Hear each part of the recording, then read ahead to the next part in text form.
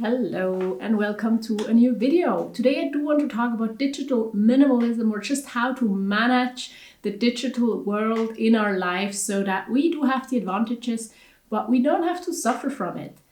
Because if you ask me if I'd rather live in a world where the internet exists, or if I'd rather live in a world that does not have any digital devices, no internet, then I'd always choose the world with the digital devices, with the internet, because I think it has a lot of positive potential.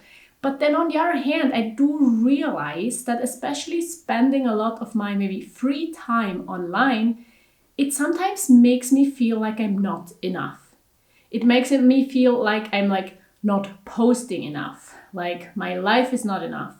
Like I should respond sooner to emails, to messages. Also, this is more so because I do make YouTube videos, but there are so many comments from people commenting certain little things, and oftentimes they're even nice. But hearing so many opinions about the small things of my life sometimes is really overwhelming. And the hard thing about the internet is that it's so addicting. So it's not just like realizing, well, maybe I've had enough for today and it's not doing anything good for me anymore, but it's so hard to stop. But today I want to talk about the things that do help me to have a responsible and intentional use of internet and digital devices, because I just really think they're part of today's world, and I don't think it's ever going to be a good idea, or I'm ever going to succeed if I want to cut out huge parts of today's world out of my life just because I can't find a way to use the internet responsibly. If you've watched my recent video, this won't be a surprise, but I think number one, the thing that I'm doing to be responsible with the internet is solitude. Solitude meaning right now that I'm spending time without the influence of other minds. So without thoughts that other people have written down, put in a video, put in a podcast, without other people, but just by myself, without a book, without a podcast, without a video, without social media. And nowadays, I think it's so crazy how we sometimes don't realize that we're spending all of our time connected to other people, connected to other people's thoughts and products of what they're doing, what they're posting. And over that, I do feel like we sometimes lose ourselves, it's becoming hard to know what we're actually thinking, what we actually want to do. And if you want to watch the whole video about that topic, I'm going to link it up here for you.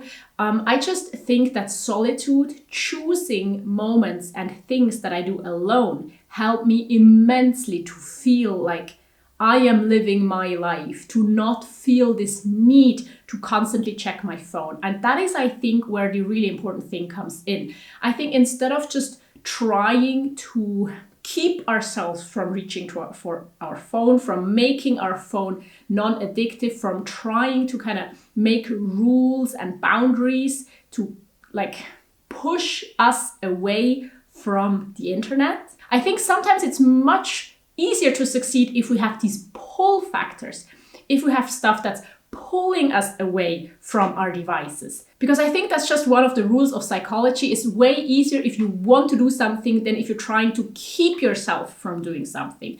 And so things that really help me is going for walks, because I enjoy going for walks and I don't think I need to constantly grab for my phone. Spending quality time with people that I love. I don't need to constantly reach for my phone when I'm doing that. And also going for solo trips outside into nature, getting up early. Also maybe that helps, being up at times where people are not up, but not spending your time on your phone. Seeing the sunrise, going for hikes, finding new hobbies. Knitting, for example, it's kind of hard to reach for your phone when you have both hands holding needles to knit something. Just finding hobbies and finding things that we like to do that pull us there instead of pushing away from the devices all the time. But of course, that's never going to be enough because, as I said, it's addicting. So what do? I think a lot of people have a lot of success with limiting the time you can spend on a certain app, with making your phone black and white to make it less interesting, with deleting apps off your phone and things like that. But I just realized for myself that I hate tricking myself in that way. Like if I put boundaries in place to keep me from doing certain things, I start to kind of hate myself or think like, did I think I'm that stupid? It just turns into a cycle that's not helpful. And in the end, I'm not doing it. I'm just going past the limits that I set. I've tried it in the past to have like a certain number of unlocks per day for my phone. I try to have like a certain amount of time I can spend on social media. Well, it really didn't work out and it made me feel miserable. So instead, I do want to try to establish reflecting. Because I think way too many times it happens that we're spending time on our phones, time on social media, for example, and then afterwards we realize like, whoa, way more time passed right now than I thought. And we're trying to think back, like, what did we see? And we can't remember what we saw. We think like, did that add any value to my life? And it didn't. Like we just spent time and we got nothing out from it. And I think cultivating that, like grabbing for my phone and then realizing like, wait, what do I want from my phone right now? What is it that I hope to get right now? And when I realize that I'm just distracting myself, that I'm hoping for something that I'm not gonna get in like, I don't know, a 15-second reel, then I can just put it back down again. Like kind of becoming more intelligent than the algorithms and realizing that, well, most likely I'm not gonna get this huge sense of like joy and inspiration and everything that I want right now. So this is not gonna turn out well if I grab my phone right now. It's hard, but I do have had some success with it. I guess it's similar with advertisements. Since I introduced a minimalist lifestyle to my life, advertisement really does not have that much power over me anymore, because I know what advertisement is trying to do and I know what I need and that I can appreciate it, and then sometimes it's really well made and everything, and sometimes I even feel like, oh yes, this portrays like a beautiful picture of a life I could have if I bought this product. But I know that that's not a product that I want. That's maybe not even a life I want. And the same I think works with social media and the internet in general. Like sometimes just realizing like, yes, I could spend 5 hours searching for this dopamine kick right now, but I know I'm not going to get it. I know that's not actually what I want. And I know when I open like my phone, most likely there's just as much annoying stuff going on that there's stuff going on that's gonna make me actually happy. And there's one thing about the internet and about like being connected that's really stressing me out and has been stressing me out for many years, and that's emails. I think you know if you've watched enough of my videos maybe, but emails is something I can't keep like inbox zero. It doesn't really work for me, but then also I can't really manage the declutters I'm doing every now and then, and I always have like hundreds of emails and most of them are junk, and I try to unsubscribe to all the newsletters, but it's just overwhelming.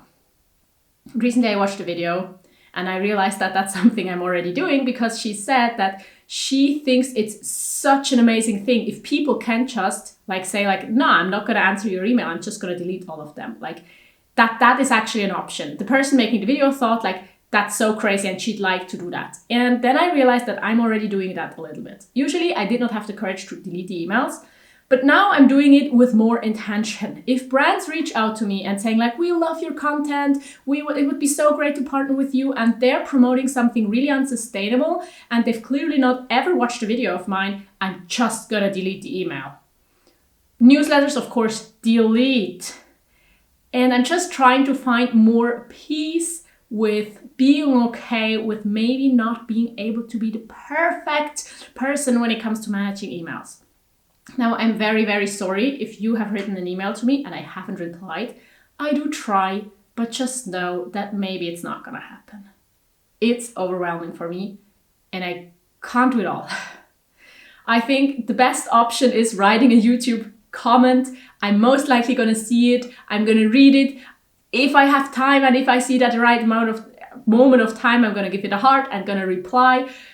That's, I guess, like the best version of reaching out to me, because that's not causing a lot of stress and it's helping my YouTube channel. And I know some people put time in writing me emails, and it's really, really sad, but this means of communication is overflowed with people that do not care, that are just bombarding me with advertisement and stuff they haven't thought about, that's not meant for me. So unfortunately, the best option for me right now is just to try to not have 1,000 unread emails and delete more than ever.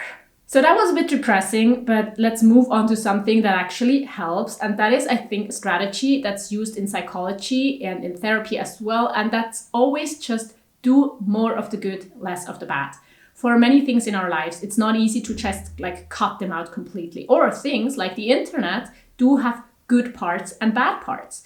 And so it's always a good idea to just do more of the good and less of the bad if possible, because overall, we're gonna feel better then. That means for me that I want to focus on the kind of content that actually inspires me, that actually brings me joy online, and that I try to consume less of the things that just stress me, that are gonna make me feel like, how did I spend the past 2 hours? So what is it for me? I think YouTube, it's my favorite platform. I have been consuming YouTube videos for over a decade, and I think it's amazing because a person in another video explained it very well recently, I think. People watching videos on YouTube are like intentionally clicking on a video with the intention to watch it. And as a creator, that's amazing for me, but as a viewer, it's the same. I'm choosing what I'm watching. And a person did actually put in a lot of work because they wanted to deliver a piece of content that people want to watch from the beginning to the end for over 10 minutes maybe. And that requires a lot of thoughts and work. And I appreciate that as a creator, but also as a consumer. So I'm watching something and I'm seeing what this person wants to tell me. I'm spending time with the piece of content. I'm learning something. It inspires me, or it's just great to watch and I'm having a good time. I think it's very, very different with a lot of short form content. I'm not choosing what I'm watching. I'm just scrolling through, and then sometimes there's something good, and oftentimes there's just random stuff. And a lot of times people haven't even put in, like sometimes they put in a lot of work, yes. But sometimes they're just uploading something for the algorithm because someone said, like, just use your last clip from your camera roll and put this song because this is trending. So why am I even watching this? Like, there's no intention, there's no value. And I think, therefore, long-form content for me makes a lot more sense. It doesn't make me feel this stressed and overwhelmed as a consumer. And so I do enjoy, apart from YouTube videos, also listening to podcasts and watching TV shows and movies. And I do think there I get like more positive than negative reaction from my body for my life. And so I do enjoy these things. And I've learned so much. And I've enjoyed it so much. I had so much fun and it inspired me so much. So it makes sense for me to consume these kinds of things. And that is like more of the good. I want to focus more on these things and less on short form content. Less on stressing myself with uploading stuff on Instagram, but with also consuming stuff. TikTok, all the other platforms, all the short form content, shorts on YouTube. Shorts on YouTube. I still enjoy like following a few people on Instagram. But usually I just don't want to spend that much time with it. And then if we're already talking about like more of the good and less of the bad, that of course also means focusing more on high quality stuff to do offline. But also there's actually a hack or a few tips that do really, really help me that I try to apply to just make my life easier with the internet stuff, with all of the technology, without making me freak out and being overwhelmed. And that is, I do like turn off most notifications. I do have notifications on for like WhatsApp and text messages and calls and emails, because there stuff is coming in that's important. I do want to see it. It's kind of urgent. I do want to answer it. Someone is actually addressing it to me. And so it's my responsibility to then reply. But I don't have like any notifications for social media or for any other apps because they just distract me. And the same goes for like my phone in general. It's like 95% of the time it's on silent. And then if I really am waiting for a call or for a message or something, then I have it on vibrate or even on loud if it's, if it's important. But I feel like one of the problems of the online space, of like the digital space in general, is it's like kind of creeping into our physical space and it's creeping into our focus. Because when we're already managing to do something offline, we're focusing on it, we are inside a project, in a conversation, and then it's like, bling, bling, I don't know, notification, and we're distracted. And we see what there's on the phone, who wrote us, who did that, what kind of notification we got, and the focus is gone. And then we have to refocus on the thing we were doing. And then there's another notification. And so I do think it's already hard enough. We don't need this extra distraction. It's not going to give us anything. And at least for me, and that's why I almost always have my phone on silent. So I'm choosing to look at my phone, or I'm trying to distract myself from something, but it's at least there's no secondary distraction. If I open my phone and there's this and this and this going on. Now, well, it still happens with notifications of messages I get, but not as much as if I had all the notifications on. Another thing is my watch that I've had for, I don't know, maybe 2 years now. I hoped that it really helped me like not distract myself with my phone, because I guess you know the scenario of like, oh, I just want to know what time it is. And then you pick up your phone and then 20 minutes later, it's like, oh, I was on my phone so long. And then you put it down and it's like, yeah, but I wanted to know what time it is and I still don't know. And it did help with that. I do just check the time on my watch now, and I do not always just reach for my phone, and that does help a lot. But then on the other hand, I'm not sure if it really justifies an extra item, but it's something you can do if that usually happens to you, because phones are distracting no matter how many notifications you have on there. Now, I'll be honest, I'm not 100% happy with how I spend my time online and offline. And I'm definitely also not happy with the amount of time I spend in solitude. I would like it to be much more. But I also think that over the past few years and also maybe months, I did make a lot of progress, and that just comes down to a few things. Focusing on the stuff I like to do offline. And then also one thing is just stop watching, stop doing it if it's not good for you. Like if I don't like a TV show, I do not have to see it through to the end. Maybe that's another 20 hours. Even if I'm reading a book and that's not digital, I do not have to read it to the end if that's not, like, if I don't enjoy it. And I think this also just really helps to realize in the moment, like check in with yourself. Is this actually sparking joy, if you want to say it in Marie Kondo's words, but is this adding value to my life, what I'm doing right now? And it's okay to stop. It's okay to stop midway through. It's okay to kind of just put down your phone, and you're gonna reach for it 100 more times a day, I guess. But it doesn't matter. You can always also stop. And then, of course, you can also always try to put up restrictions. Sometimes it helps and sometimes it doesn't. Then we're gonna change our strategy. I think that's just also really important, to see what works for you and to pivot and change and realize that maybe it's not working, to realize that maybe right now it's actually good for you to spend a lot of time online, and realizing that maybe right now you actually need a hard reset, a hard cut off, and you do not want to see your phone for the next 5 days. And I also think it's really okay to reclaim some of your time without being connected. Because on one hand, it's really a like pseudo connection you have online with other people. But then on the other hand, I think, yes, we're used to always being connected and people always being able to reach us. But maybe it's not doing us any good. Like maybe it's just okay if for a few days you're not going to answer. I don't know how important it has to be that you have to answer. Like sometimes yes, sometimes no.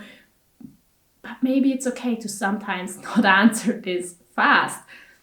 And I think this is just also a thing that I'm going to continue learning, especially also with having a YouTube channel and having an Instagram account that I'm really not active on in the moment. Just also trying to give myself a break there. But I would also really like to hear your opinions on this topic and hear from you what you are doing to make sure you stay sane with the digital part of your life. Thank you so much for watching. And now I do want to link you a video here that you can check out.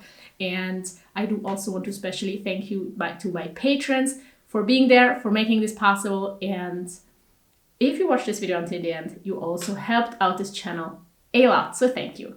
Hope to see you there or in my next video. Goodbye.